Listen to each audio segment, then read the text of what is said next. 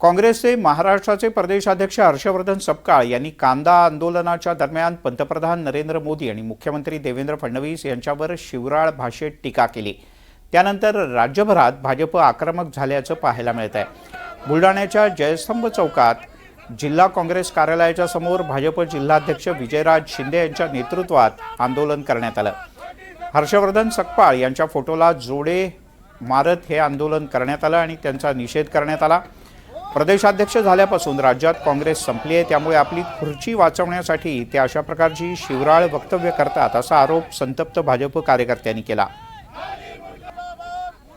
दरम्यान हर्षवर्धन सपकाळ यांच्या विरोधात जोरदार घोषणाबाजी करण्यात आली।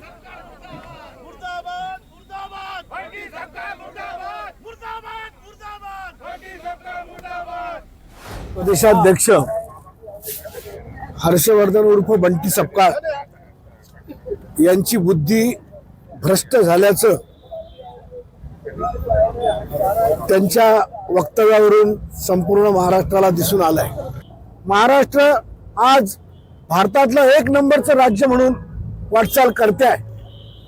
शेतकरी, शेतमजूर, महिला, आबाल, वृद्ध या प्रत्येकासाठी काम करते आहे आणि अशा कर्तबगार लोकांच्या व्यक्तिमत्वाच्या बाबतीमध्ये जी शिवराळ, अश्लाघ्य आणि वाचाळवीरासारखी जी भाषा हर्षवर्धन सपकाळ उर्फ बंटी सपकाळ यांनी वापरली, ही खऱ्या अर्थानं पदाला न शोभणारी, त्यांच्या व्यक्तिमत्वाला न शोभणारी व राज्याचा व देशाचा अपमान करणारी अशी भाषा आहे।